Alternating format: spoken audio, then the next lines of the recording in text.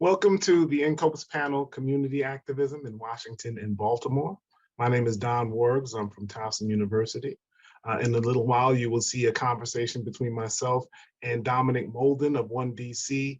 Dominic is a longtime community activist in Washington and Baltimore. You will then see a conversation between myself and Jamye, Wooten, who is a longtime activist in Baltimore. And following that, you will see a conversation between Ravi of Howard University and Ms. Kelyse Adams of DC Vote. Thanks for joining us. Welcome everyone to our panel, Community Activism in Baltimore and Washington, DC. One of our panelists that will be joining me is Mr. Dominic Moulden of One DC and of VOLAR, Village of Love and Resistance, which is doing some interesting work in Baltimore. I've invited him to join us for this conversation because of his just extensive work in terms of community organizing, community development work in Washington especially, but also some interesting emerging projects in Baltimore as well.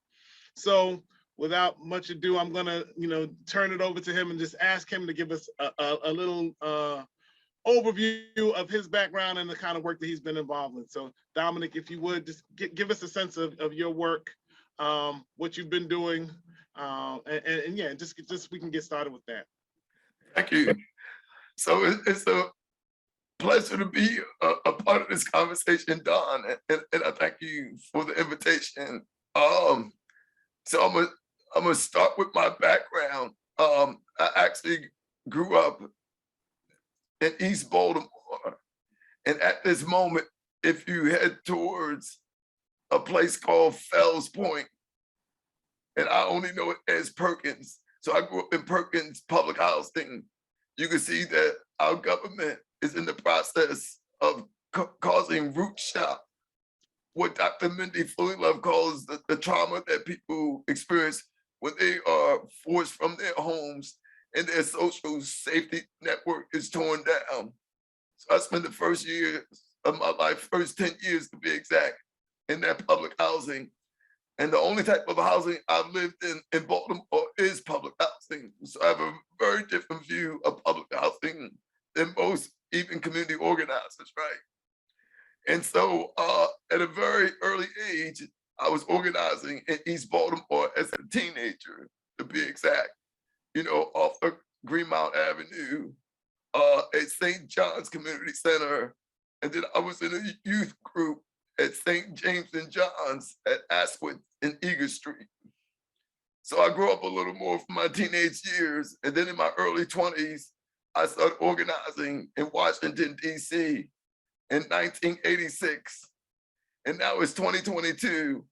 And even 2 weeks ago, I was in Shaw, which at one point in DC was the most gentrified neighborhood in the United States of America.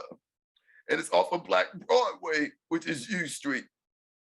So in that neighborhood, for decades now, organizing neighborhood equity has been contesting land issues around preserving low-cost housing in the form of public housing, subsidized housing, and community control housing.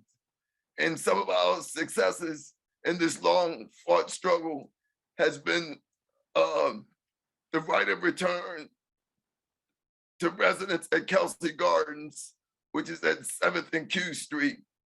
And then one of our biggest wins is at 7th and P, where we help residents buy their 105 unit building as a leasing co-op. So the reason why I talk about these victories, and I'll get to some others, because in this most gentrified neighborhood, if the city had supported the community organizing and planning of the residents, Shaw would not have gone from 80% Black to 70% white right now. So what we want people to understand is that what we do at One DC, which is to exercise the political strength to create and preserve economic and racial equity, we bring the political science from the classroom to the street and to the corner. So we do our social analysis of the conditions that we live under, right? Which is, why aren't our basic human needs met, right? Why don't we have a right to housing? Why don't we have a right to food and good food? Why don't we have a right to income and a decent job to live off of, right? Why don't we have a right to health and universal health care? So we just don't react on these issues. What we try to do is educate ourselves about the conditions under which we live under. And that's important because as the development of the movement for Black Lives took place, and at one point, 24 million people were in the streets, which is the largest mass movement in the history of the United States. We think it's important to know why you are in the streets, right? And to have the politics and the ideology to understand what you're doing. But also, we think your values analysis and your ethical analysis need to be clear too, because you need to understand what you're fighting for. And for us, we're fighting for Black liberation and freedom, you know, because that's really important, because the conditions we live under, we need to understand, make us less free, right? Because we shouldn't be in the pain and the suffering and the oppression that we experience. And so with that in mind, some of the other successes of 1DC has been the Duncan Co-op, a limited equity housing co-op in Upper Northwest, and then the Malcolm X Latino Co-op. And it's called Latino Co-op because 90% of the people are Central American and Mexican immigrants that this Black-led organization works with. So that's what I mean about being clear about our politics, right? That we have to have an internationalist perspective, that all people of color should be uniting, all working class people should be uniting to work together.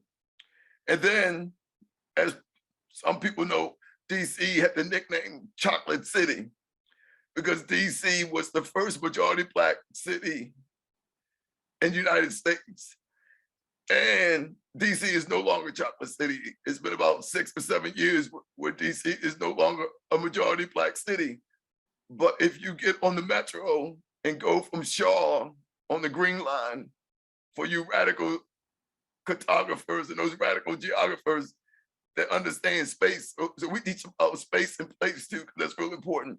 And you get on the train, within 20 minutes, you'll go across the Anacostia River and you'll be back in Chocolate City. So Anacostia is still 90% Black, very disinvested, generational poverty created not by people. I try to remind people, when we talk about poverty in this country, especially among African descended people, we weren't born poor. Our poverty was created. People need to understand that. And it's a process to recreate that. So we're trying to be free from that oppression.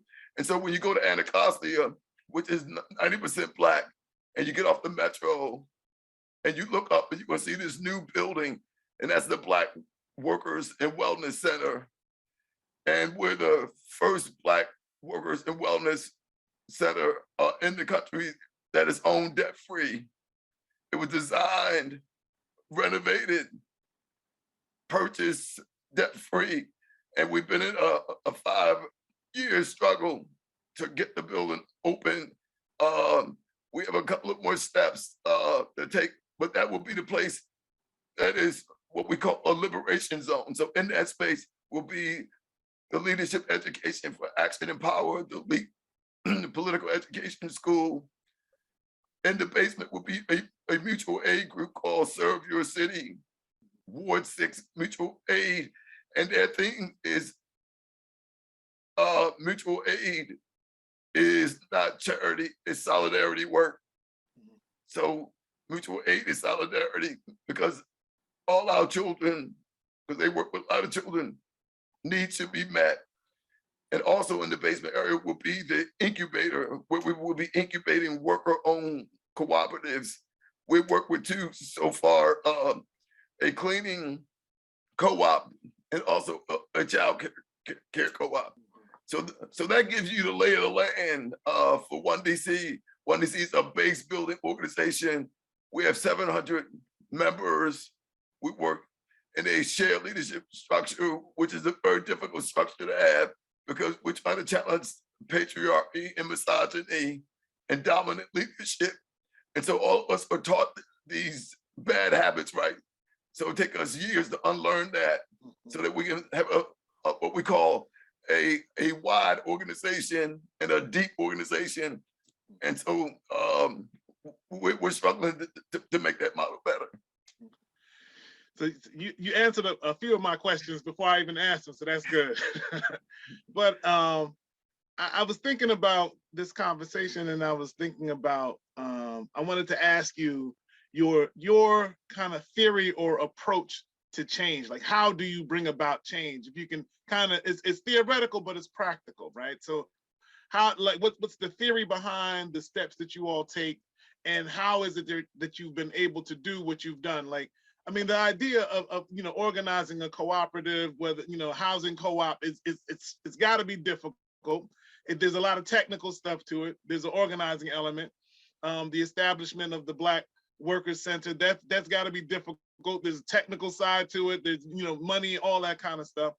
And so, but embedded in a lot of what you said, I mean, a lot of the theoretical things we talk about, whether it's, community ownership or participatory democracy, all of that is embedded in what you were talking about. So if you can just kind of give us a snapshot of the theory for change, and also the practical ways that you go about doing what you all have been trying to do. Okay. And I'm gonna shift and talk about VOLAR. Okay. Because I can answer the questions from the VOLAR standpoint and then go back to what they see. So there's a synergy. So I'm on the caretaking council of the Village of Love and Resistance, and Maricela Gomez and Lenore Knowles and other folks are involved with VOLAR. And I think the theory behind VOLAR that brought me to get engaged is the theory that the most affected people should be involved in providing the solutions. And also what Maricela has taught me and made clear is that our theory is also rooted in trauma-informed development, right? So that's why, you notice, one DC, we call it the Black Worker and Wellness Center, right? And so VOLAR's mission is to resist and love. So there's a real mindfulness component, of love and resistance component. And the mission is to actually organize Black and Brown people for land liberation and community control of land in East Baltimore. And so that happens through, like you described, participatory democracy and not representative democracy. And so that's why we have a caretaking council. We work through committees. We purchased a building, a rectory in a church. The rectory will be an intentional community housing cooperative for people with a social justice mission. And then the whole development, the community hub, which is the church, will be a space for Black-owned community enterprises. And the goal, which is a very unique goal, is to create a community investment trust where people from Latrobe Public Homes, Douglas Public Homes, the people that live in Old Town and Middle East will be owners of the community space that was purchased by VOLAR. So not only do you have participatory democracy, you have economic democracy in this model.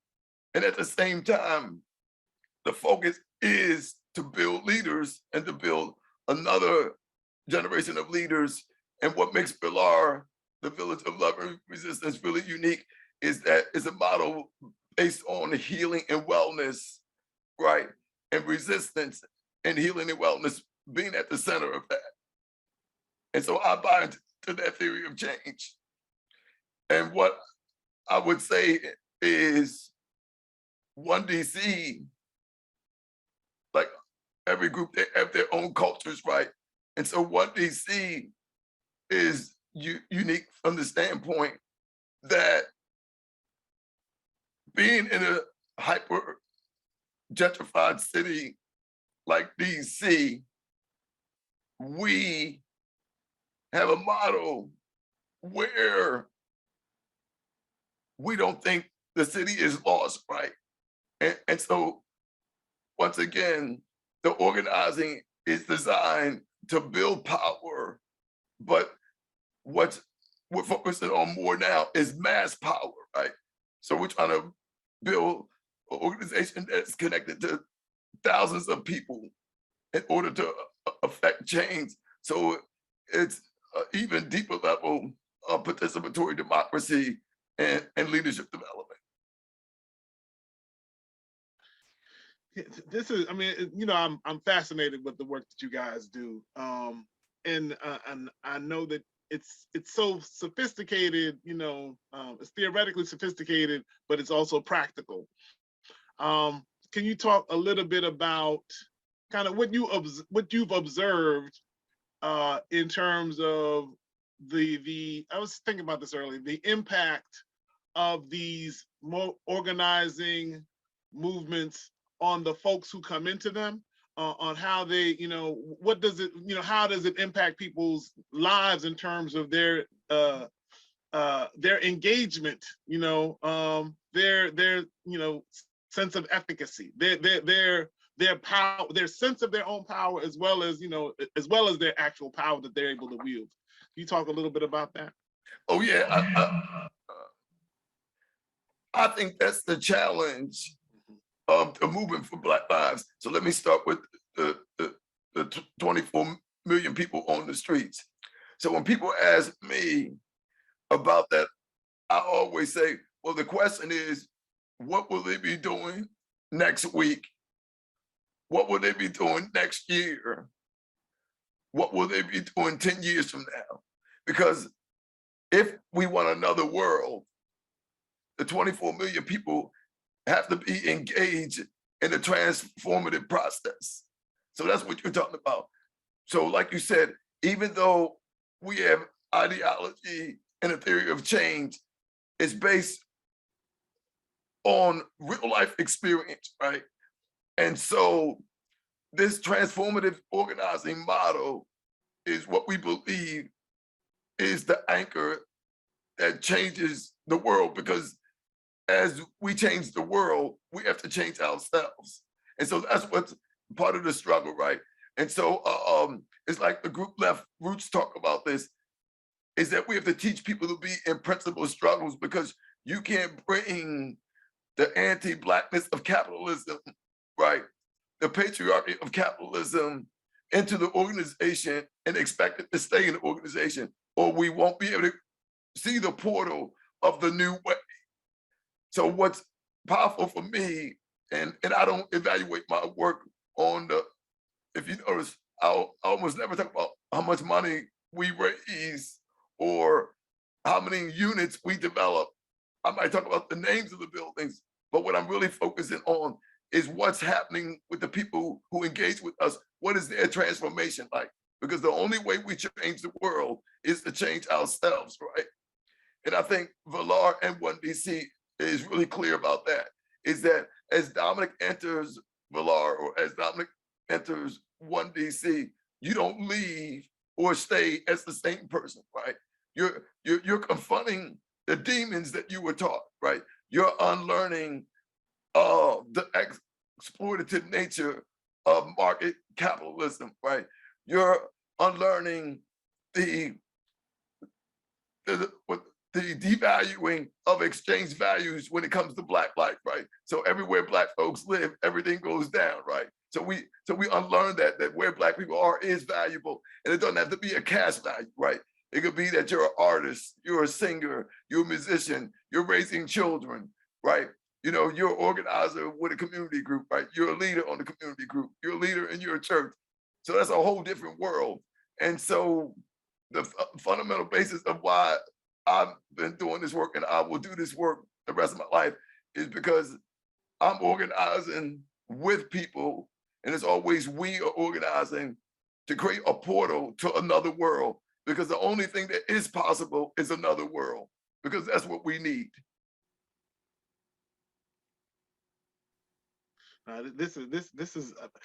It is so insightful. I mean, I wish I actually had the whole hour with you, as we've talked before, because there's so much that we need to think about. You know, as political scientists, we you know, a lot of us, as I said, we study elections and electoral politics, and some of us study social movements, but maybe not from the angle or the perspective that you are engaged in these movements, that actual on the ground organizing of regular folks, you know, the folks who are often forgotten, not the college students, Right. not the, you know, not the folks who are trying to get on TV, you know, the folks in communities. And I mean, you see some things you see things in a different way. It's practical and pragmatic. Right. I'm gonna talk about part of my staffing role when I was on staff at 1DC, and part of my volunteer role. And we don't call it fundraising, right? We call it resource organizing, because what we have been divested from and dispossessed from is resources, right? And what I remind people, Black people, African people, we are connected to all the resources in the world, right? Like when I grew up in the projects, we're right on the waterfront, right? So it took them 50 years, but now they're removing us, right? Because they want to take it back over. And so the story is this. There's a woman who I met decades ago in the 90s named Brenda Robinson.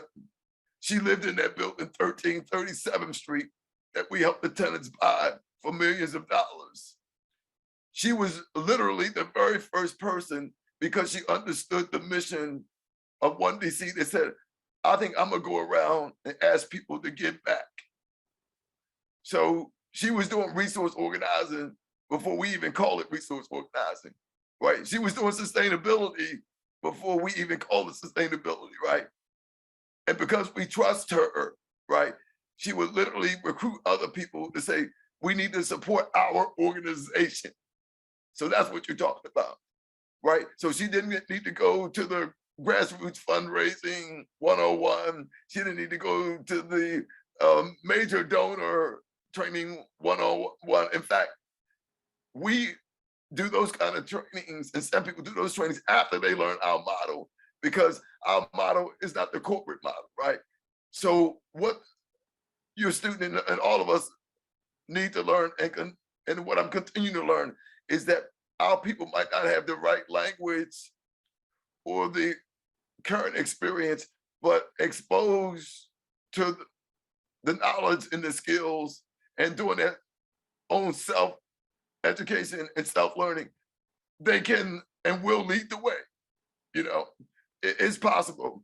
And what I remind people, especially in the Western world, in the United States, because we are so used to people going to school and thinking they know more, that's why I travel. I just came back from Jamaica, hanging out with the Rastafarians in the mountains. You know, I didn't make it to the Maroon folks, but I'm going to Grenada this year. And once again, I hang out in rural places, because that's where I relearn that people don't need the formal education to figure out that we need a portal to sustain ourselves, because these people, like in Jamaica and Grenada, they have the resources. The question is, will we allow some powerful person or some powerful political system extract those resources, right? You know, so the knowledge don't always look the same. The knowledge isn't always from a book, right? It's from learned experience.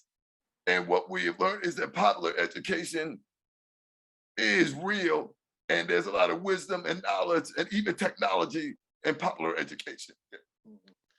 Well, thank you so much for the presentation and sharing some of your experiences and thoughts with us.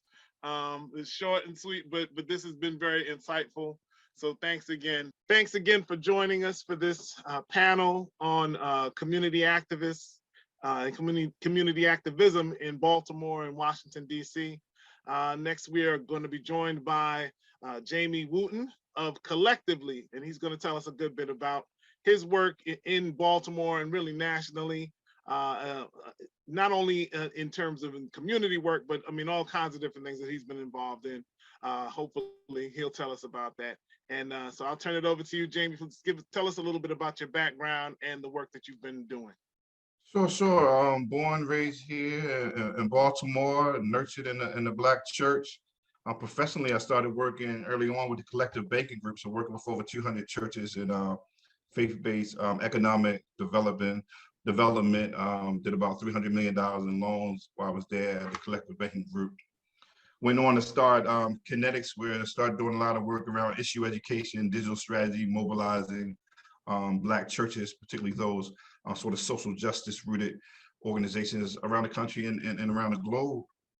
And most recently, I launched Collectively here in Baltimore to be a resource for those that seek to find, fund, and partner with Black social change organizations. Some of the backstory was in 2015, after the murder of Freddie Gray, I co-founded Baltimore United for Change. And that was a coalition of about 10 Black-led grassroots organizations. And during that time, I created a skills bank, and the skills bank was an on-ramp for folk who weren't necessarily on the ground, but they were trying to plug in. I'm a teacher, I'm a lawyer, I'm a mental health provider, I'm a photographer. Like, how might I be involved in this moment? And we had over 260 individuals and organizations join the skills bank. And the goal of Collectively, when I launched in 2019, was how could we cast a larger net to all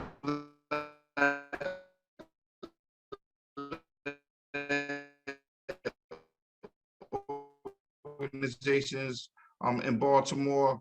Asset Map Directory now have over 200 Black-led organizations based on area focus and neighborhood.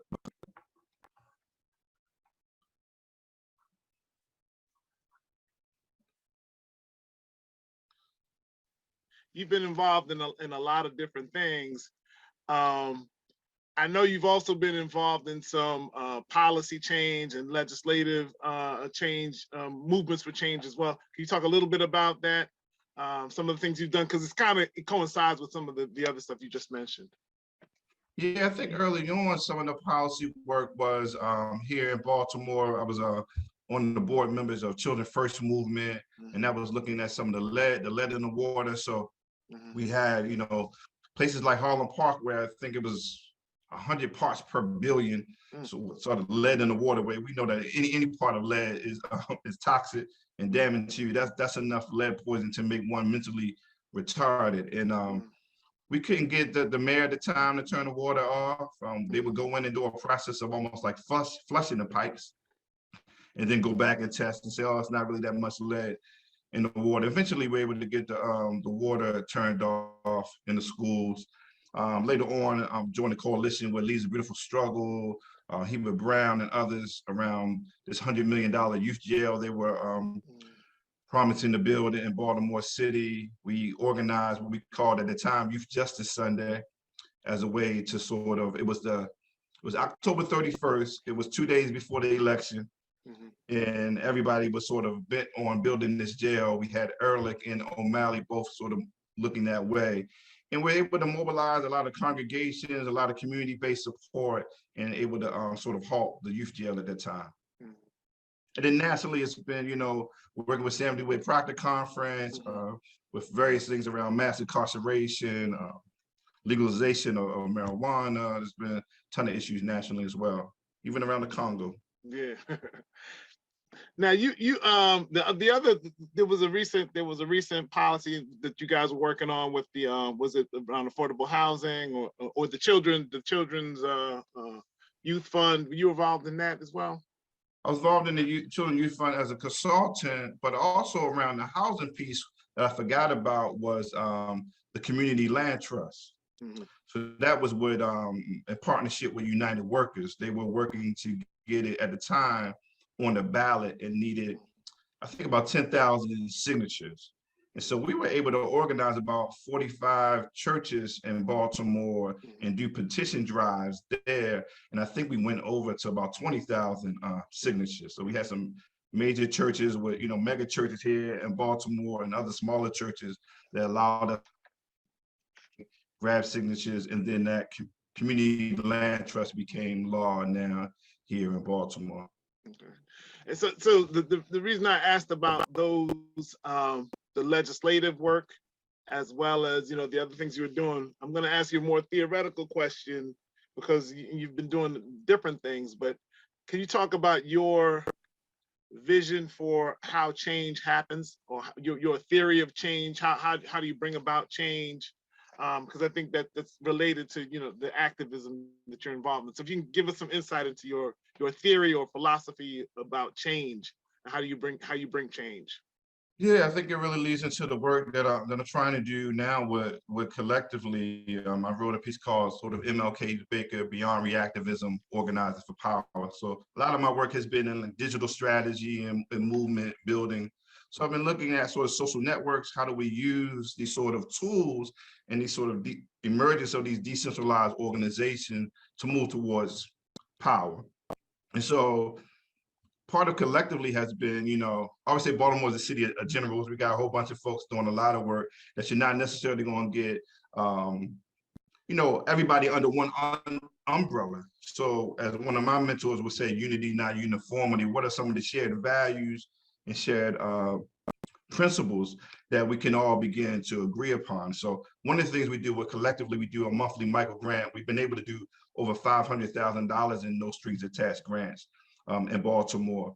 And one of the things we do is community-based organizations submit a 2 to 3 minute video, and then the community at large votes. We've had over 70,000 people vote.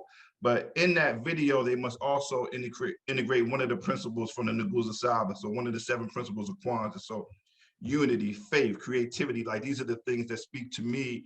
And that's sort of getting people in the practice of using those sort of shared values and shared principles.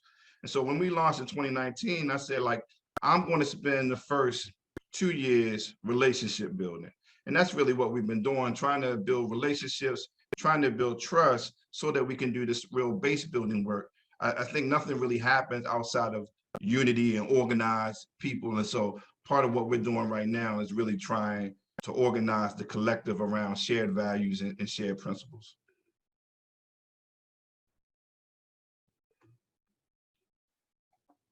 What's your sense of how that process is kind of impacting the people that are participating in the process?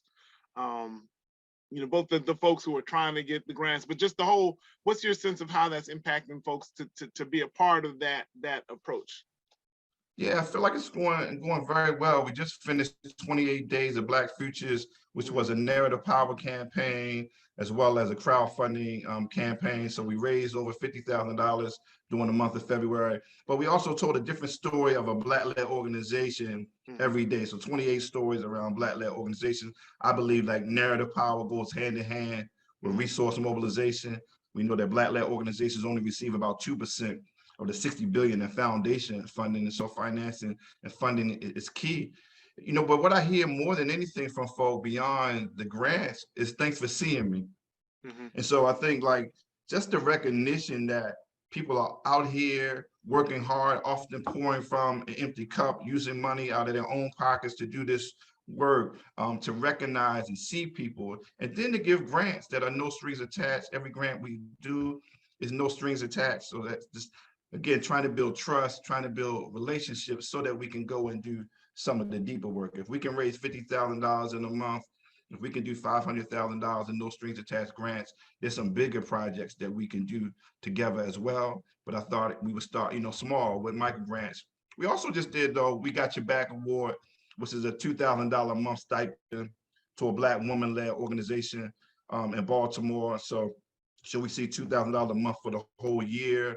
I just saw her the other day. She's looks rested, and she's like, I'm able to kind of slow down and be more intentional. And so I'm trying to be somewhat disruptive in this philanthropic space to make sure that, our people have what they need to not only survive, but thrive. That's interesting. it's an interesting angle in terms of the financial activism, right? Being able to provide support to folks who are already out there doing the work. So in terms of we've talked about building capacity, right? Building the ability for folks to be able to do the things that they're trying to do. That's an interesting approach.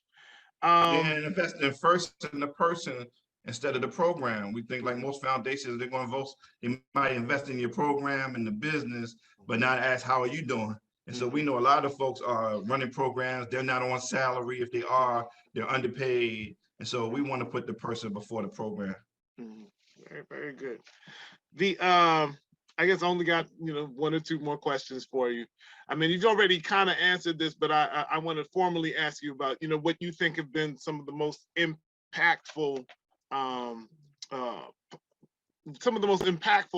initiatives that you've been a part of, or some of the efforts that you think have kind of leveraged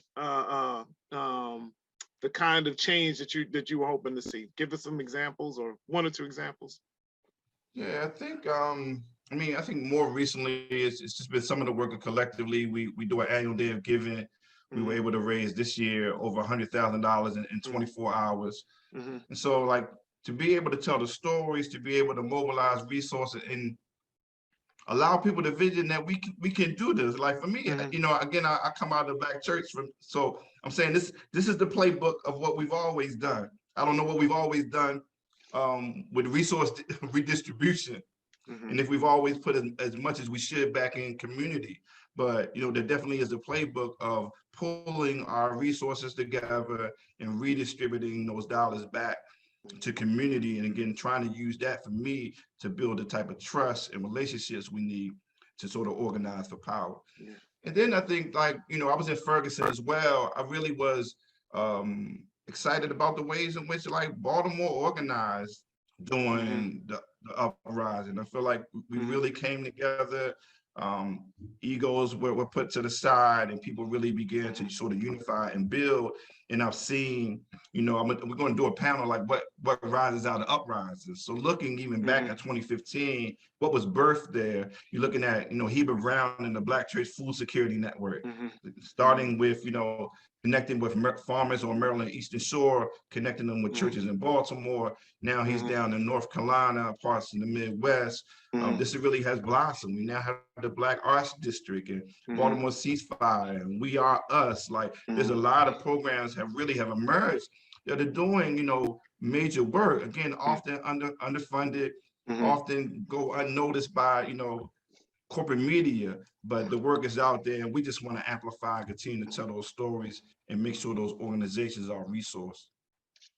Well, that's that's impressive, and it's also insightful in terms of the way you all have done the work that you've engaged in. I think serves as an interesting model. I'm gonna wrap it up there and just say thank you for participating, sharing your experiences with us. I think our colleagues are going to really get a lot out of hearing about what you're doing if they weren't aware of it. And you might get people contacting you to see if to give them some pointers on how to raise all that money. But that's right. But thank you. So thanks, man. I appreciate you. All right.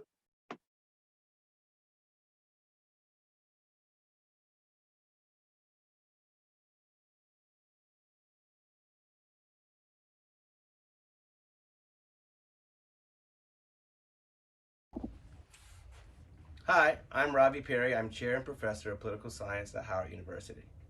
I'm Kelyse Adams, Program Director here at DC Wooten. I'm excited to be here with Kelyse, who is, by the way, a former student of mine when I was at Virginia Commonwealth University. And we are both residents of DC. Kelyse is a DC native. And DC is silenced in Congress.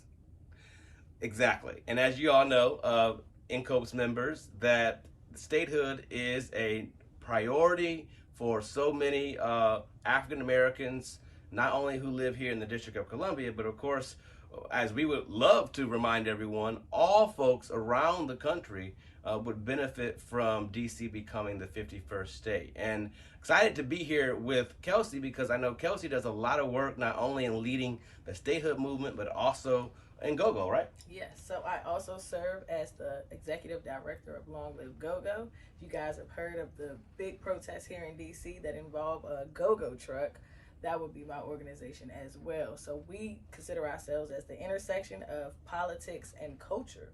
So we utilize DC's culture, the official music of DC, go-go music, and we advocate for issues such as DC statehood. So DC statehood for us is the #1 racial justice issue for the residents here in DC. Why is it a racial justice issue? I know that GoGo and DC Vote, of course, has been the front lines of fighting for statehood, but also mobilizing the political community and the Black political community in the District of Columbia. What is it about GoGo music and about the statehood movement that you think really galvanizes Black residents and Black politics aficionados here in DC? In my opinion, I believe it's the idea of being involved, literally understanding the concepts that are put in front of you. So a lot of times the information isn't palatable to the audience. By using go-go music, it can bring out the people who are native here, and then it can also change the trajectory of the message so it's understandable to them. And then they can see, like, automatically we see every day taxation without representation. That's on your tags. If you're a DC resident, it literally just says it, like, blanket statement. But for some people, they don't technically understand what that means. So being able to utilize something like go-go music, something that people can resonate with, especially with things like call and response already embedded deeply into that music, you're able to now push messaging through that music that will raise and heighten the issue of the racial justice issues that we're facing here in DC, which again, #1 being the lack of the voice in Congress. So DC Vote and GoGo Live are both organizations that do not endorse candidates, but do engage and interact with folks who perhaps may be running for office who support those issues. Yeah, so they both serve as nonprofits in the 501c3 sector, not C4 sectors. So we do not endorse candidates. However, we do push, again, issues. So racial justice issues, social justice issues, even environmental justice issues, and how we can combat all of these issues and fight these battles if we had at least 2 more Democrats in Congress. And we can get those Democrats by utilizing DC's residents, the 702 some odd thousand unheard voices, giving them the opportunity to vote and giving them those 2 senators that could ultimately change some legislation that can impact the entire nation. So when the District of Columbia becomes the state of Douglas Commonwealth, it will become the first Black plurality state in the nation. And you got your feet wet, though, during activism, not just on statehood, not just in GoGo, but in a lot of political activities. I know you were a political science major, right? Can you talk about how that experience, that education led you to do activism work? Yes, I actually can. So when I was a political science student at BCU, when this was my wonderful professor, I actually needed 3 some odd credits to graduate. I know you students know how that goes. So I had a bright idea to do field study to get those 3 credits. And in that arena, I became the Democratic Party of Virginia's first finance intern for that year, and that was 2016. So at the time, Tim Kaine was also running for the vice presidential seat along with Hillary Clinton. Also, he served as the state senator, which he still serves. And unfortunately, DC doesn't have one of those. Just want to keep reminding you guys of this. So I worked for a guy, again, that was a federal senator, right? So I couldn't even have done that job if I was a DC resident. I couldn't even have this internship if I was in DC. If I was a student at UDC, this would have not been my internship. So all of these things kind of came into play. So I worked for Tim Kaine there, graduated. That was all fine and dandy. The lieutenant governor at the time, Ralph Northam, decided he was going to run for governor. I came on to his campaign. At the time, as a field organizer. And that's when I really would say I got my feet kind of soaked in more of like activism and field actual work. So when I was at the finance intern, not necessarily field work, I was doing like calls, fundraising, the Jefferson dinner. The year that I was on, it was the year it raised the most money. So call time, like if they ask you to do that, like do it, call time work, like get the people on the phone, tell them what you're working on. Like they normally like to hear it, and they're normally supportive if it's a good issue and a good agenda. But anywho, so Northam decides he's running. I come on as a field organizer. That's all fine and dandy. And drum roll, please. Boo, boo, boo, boo. He wins. Okay. So now I get another opportunity. And I came on as the finance at the time assistant for his PAC, the Way Ahead of PAC. And the Way Ahead PAC, the goal for the Way Ahead was to flip the state legislatures. So the House and the Senate at the time were both Republican. So we wanted to flip both houses and make them blue. That was very successful. So in 2019, we successfully flipped both houses by raising money through all three PACs, the lieutenant governors, the governors, and the attorney generals, as well as the state Democratic Party. So with all those efforts, we did all that great work. And then, you know, the issue had already arose here in DC around gentrification. So with the Popular Store on 7th and Florida Avenue playing DC's official music, Go-Go, we had a gentrifier, I guess you guys know about those, kind of complain about the DC culture. And so DC residents said that we were not going to tolerate that. So we came out in a movement behind hashtag Don't Mute DC, uplifting our own culture, using Go-Go again as that intersection of culture and politics, educating the residents that were here to let them know like what these people are doing that are coming in is also something that we can stand up against. And so a time again for the city to now kind of revitalize and come back out and stand up for itself. And in that light, we again see an unheard voice. So we don't have, you know, a voice in Congress. We barely have a voice in the street. So if you want to get technical, these things kind of go hand in hand. And so we just want to be clear that when we're fighting all these racial justice and social justice and, you know, whatever justice issues that we're fighting, that there is an ultimate, you know, goal. And there is an answer, and there is a way that we can work together to achieve the goal of DC statehood, because we can't get it as DC residents. We need senators in other places to come together, co-sponsor the bill. You see it behind us, HR 51, passed in the House of Representatives. We needed to pass in the Senate. We actually just even need a chance to get this on the floor to even, you know, advocate for ourselves. We don't even have an opportunity to get this on the floor. So we need people everywhere to like give us the opportunity to have a voice to speak up for ourselves. And when you think about this, this is like the Boston Tea Party, very similar situation. So we don't have any tea that we can go out and throw over in the Potomac right now, you know, so we need your help to, you know, get your senators on board to get us out, you know, on the floor and get a vote. I love hearing all of that legacy of activism and community engagement that was, of course, birthed within you in terms of who you are and your own commitments to community, but of course was aided by your political science education. So, you know, I have always, as many of you know, have always sought to engage in community while being a political scientist. Wherever my career has taken me, I've sought to engage in those efforts. And that has been, you know, such an exciting opportunity because it allows you to meet the local community members and engage and become a real genuine member of our local communities while, of course, we are active faculty and researchers and engaging in our administrative and teaching careers where we may work. And so I'm really fortunate to work with folks like Kelyse and so many others here in the DMV region who really are fighting to ensure that more Black folks get more access in the political arenas where we have, in some cases, some descriptive representation on councils and on boards that has improved, of course. But we also have still the challenges of lack of representation in Congress for 700,000 plus folks, of whom about 47% of them now still identify as Black.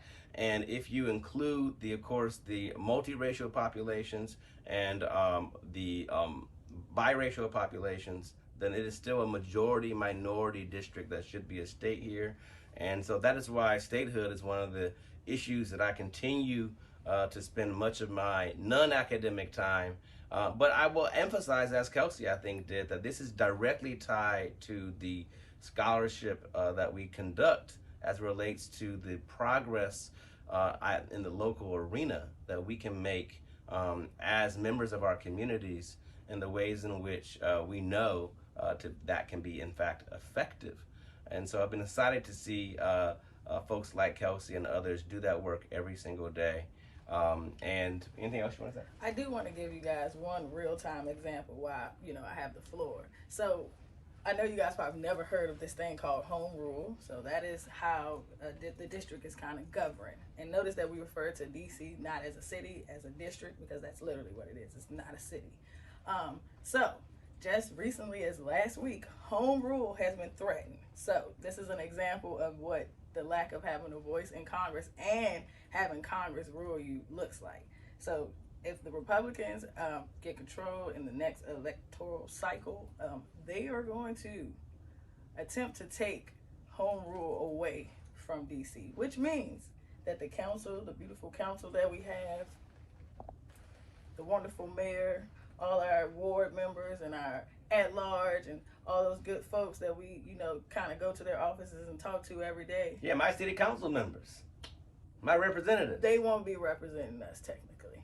So they will be listening to Congress, which means they have to, again, listen to Congress. Like Congress will be like their parents, okay? So they won't be making decisions for us at all.